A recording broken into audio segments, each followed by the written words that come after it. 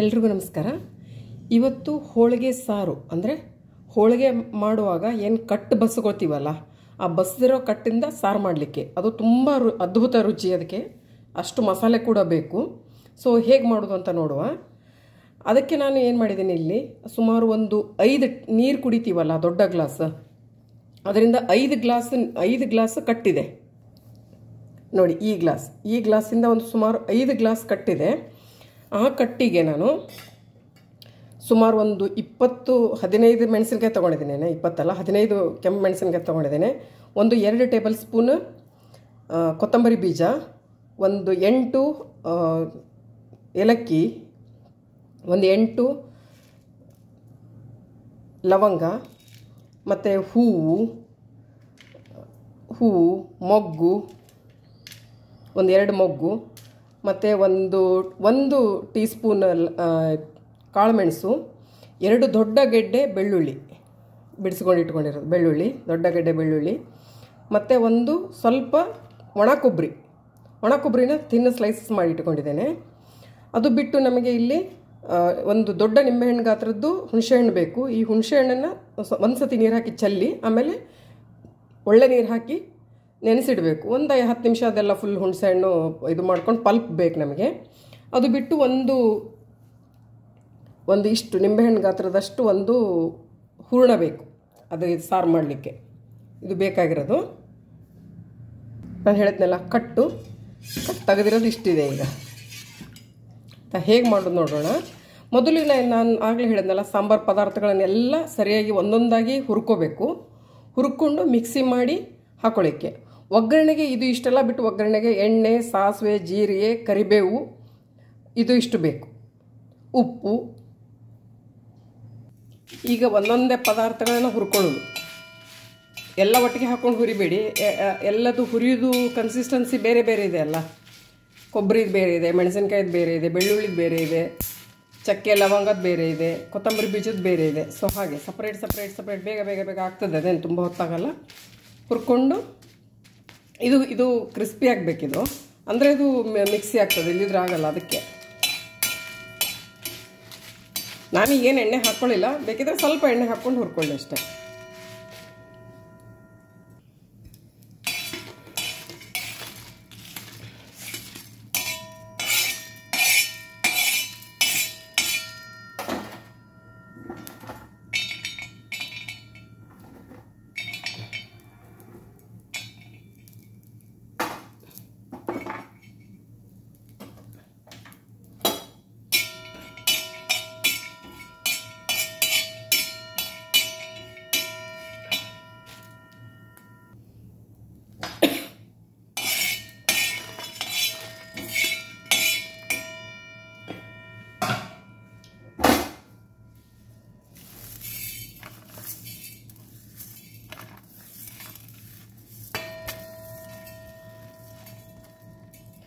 ಹೀಗೆ ಬಾರಕ್ಕಿ ಎಲ್ಲ ಹುರ್ಕೊಳ್ಳಿಕ್ಕೆ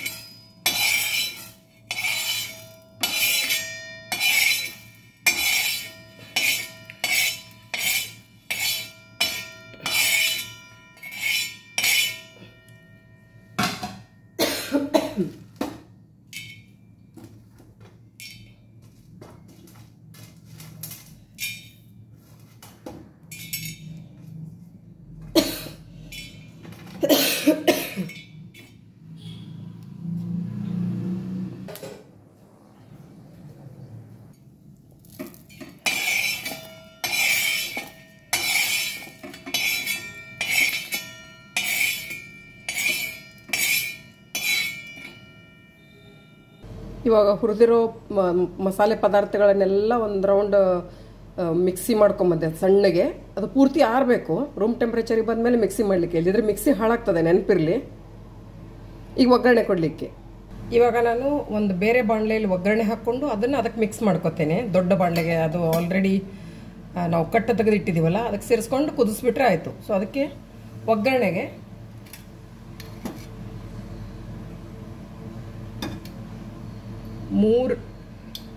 ಆಲ್ಮೋಸ್ಟ್ 2 ರಿಂದ 3 ಟೇಬಲ್ ಸ್ಪೂನ್ ಎಣ್ಣೆ ಕಾದ್ಮೇಲೆ ಸಾಸಿವೆ,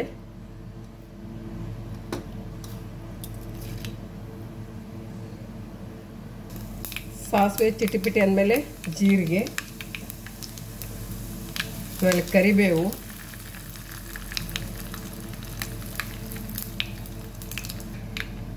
ಮಸಾಲೆ ಹುಡಿ. ನಾನು ಆಗಲೇ ಏನು ಮಾಡ್ಕೊಂಡಿವಲ್ಲ ಅದನ್ನು ಆಲ್ರೆಡಿ ಅದು ಹುರಿದಿರೋದ್ರಿಂದ ಅಷ್ಟೊಂದೇನು ಬೇಕಿಲ್ಲ, ಅದಕ್ಕೆ ನಾನು ಆಫ್ ಮಾಡಿ ಹಾಕ್ತಾ ಇದ್ದೀನಿ. ಅಷ್ಟು ಹಿಡಿತದೆ ಅದಕ್ಕೆ, ಅಷ್ಟು ಸಾಂಬಾರಿಗೆ. ಹುಣಸೆ ಹಣ್ಣಿನ ರಸ,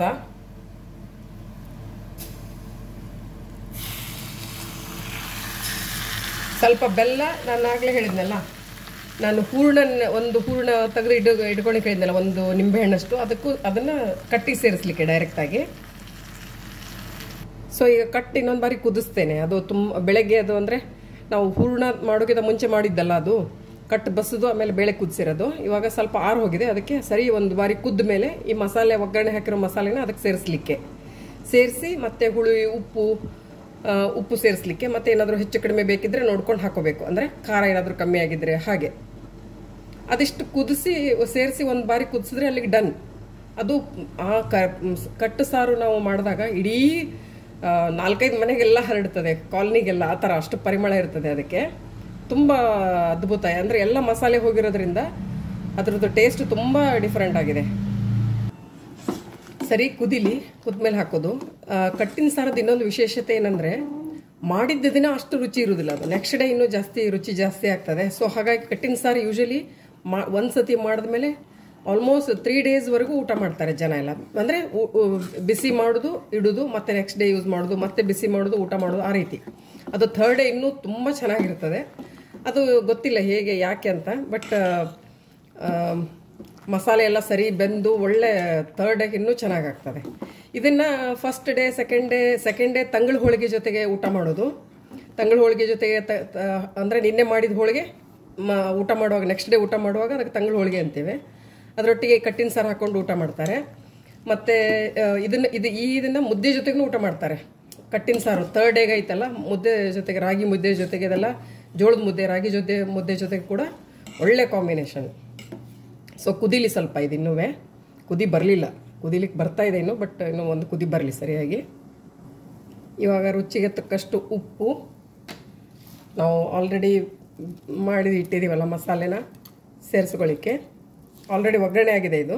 ಸೊ ಸೇಮ್ ಒಗ್ಗರಣೆ ಆಗಿರೋ ಮಸಾಲೆನ ಸೇರಿಸ್ಕೊಳ್ಳಿಕ್ಕೆ.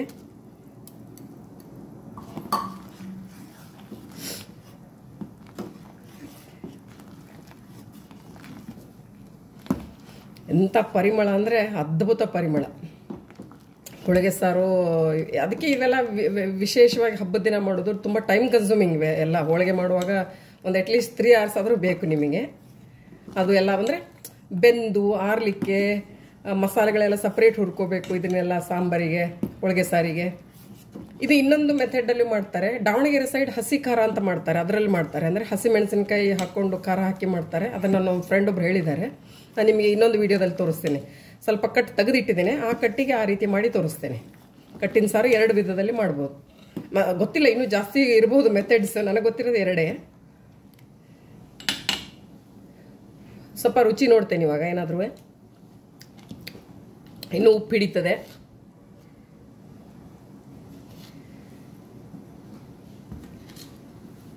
ಉಪ್ಪು, ಉಳಿದಿರೋ ಮಸಾಲೆ ಕೂಡ ಹಾಕಿದೆ. ಸ್ವಲ್ಪ ಇಟ್ಟಿದ್ದೆ ನಾನು, ಜಾಸ್ತಿ ಆಗ್ಬೋದೇನಂತೇಳಿ. ಇಲ್ಲ, ಕರೆಕ್ಟಾಗಿ ಹಿಡಿತದೆ.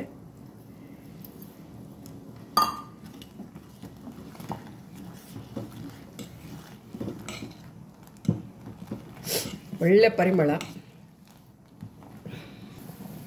ಚೂರು ಬೆಲ್ಲ ಹಿಡಿತದೆ. ಸೊ ಬೆಲ್ಲ ಹಾಕ್ತೇನೆ ನಾನು. ಹೂರ್ಣದ್ದು ಒಂದು ನಿಂಬೆಹಣ್ಣು ಗಾತ್ರದಷ್ಟು ಹೂರ್ಣ ಹಾಕಿದ್ದೆ, ಹಾಗಾಗಿ ಬೆಲ್ಲ ಬೇಡ ಏನೋ ಅಂದ್ಕೊಂಡಿದ್ದೆ. ಬಟ್ ರುಚಿ ನೋಡಿದಾಗ ಬೆಲ್ಲ ಬೇಕನ್ನಿಸ್ತು, ಹಾಕಿದ್ದೇನೆ.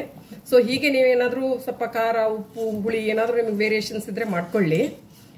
ಎಕ್ಸಾಕ್ಟ್ ಮೆಜರ್ಮೆಂಟ್ ಅಂತ ಇಲ್ಲ ಇದಕ್ಕೆ. ಈ ಥರ ನೋಡ್ಕೊಂಡು ಮಾಡೋದಷ್ಟೇ. ನಾನು ಹೇಳಿದ್ದೆಲ್ಲ, ಸುಮ್ಮನೆ ಅಂದಾಜು. ಈಗ ನಾನು ಹಾಕಿರೋದು 15 ಮೆಣಸಿನ್ಕಾಯಿ. ನಿಮಗೆ ಕಮ್ಮಿ ಬೇಕಿದ್ರೆ ಕಮ್ಮಿ ಮಾಡ್ಕೊಳ್ಳಿ. ಮಕ್ಕಳದೆಲ್ಲ ಇದ್ದಾಗ ಕಮ್ಮಿ ಮಾಡ್ಕೊಳ್ಳೋದು ಒಳ್ಳೆಯದು. ಸೊ ಇವಾಗ ಆಗಿದೆ ಇದು ಕಟ್ಟಿನ ಸಾರು. ನಾನು ಹೇಳಿದ್ನಲ್ಲ, ಅನ್ನದೊಟ್ಟಿಗೆ ಹೋಳಿಗೆ ಮಾಡಿದ್ದಿನ ಅಂತೂ ಕಂಪಲ್ಸರಿ ಮಾಡ್ತೀವಿ ಇದನ್ನು ನಾವು. ನೆಕ್ಸ್ಟ್ ಡೇ ತಂಗಳು ಹೋಳಿಗೆ ಜೊತೆಗೆ ತಿನ್ಬೋದು, ಅನ್ನದೊಟ್ಟಿಗೆ ತಿನ್ನೋದು, ಮತ್ತು ಆಮೇಲಿಂದ ಮುದ್ದೆ ಜೊತೆ ಕೂಡ ತಿನ್ಬೋದು. ಮುದ್ದೆ ಜೊತೆಗೆ ಒಳ್ಳೆ ಕಾಂಬಿನೇಷನ್ ಇದು. ಹೋಳಿಗೆ ಜೊತೆಗೆ ತಿಂದಾಗ ಅಂದರೆ ಇದು ತುಂಬ ಜೀರ್ಣಕ್ರಿಯೆ ತುಂಬ ಚೆನ್ನಾಗಿ ಮಾಡ್ತದೆ ಇದು. ಹಾಗೆ ಎಲ್ಲ ಮಸಾಲೆ ಇರೋದ್ರಿಂದ. ಹಾಗೆ ಕುಡಿತಾರೆ ಕೂಡ ಇದನ್ನು. ಜಸ್ಟ್ ರಸಂ ಹೇಗೆ ಕುಡಿತೀವಲ್ಲ ಆ ರೀತಿ ಕುಡಿತಾರೆ ಇದನ್ನು, ಸೂಪ್ ಥರ. ಆಯಿತಾ, ತುಂಬ ಚೆನ್ನಾಗಿರ್ತದೆ. ನೀವು ಮಾಡಿ ನೋಡಿ, ನನಗೆ comments compliments hockey. In case ಏನಾದರೂ ನನ್ನ ಚಾನಲ್ಗೆ ಸಬ್ಸ್ಕ್ರೈಬ್ ಆಗಿರದೆ ಹೋದರೆ ಸಬ್ಸ್ಕ್ರೈಬ್ ಮಾಡ್ಕೊಳ್ಳಿ. ಇಷ್ಟು ಮೆಥಡ್ ಎಲ್ಲ ನೀವು ನೋಡುವಾಗ ನಿಮಗೆ ಯಾವುದೋ ಒಂದು ಪಾಯಿಂಟಲ್ಲಿ ಲೈಕ್ ಆಗಿದೆ ಅನ್ಕೋತೇನೆ. ಆಗಿದ್ದರೆ ಒಂದು ಲೈಕ್ ಕೊಡಿ. Thank you so much.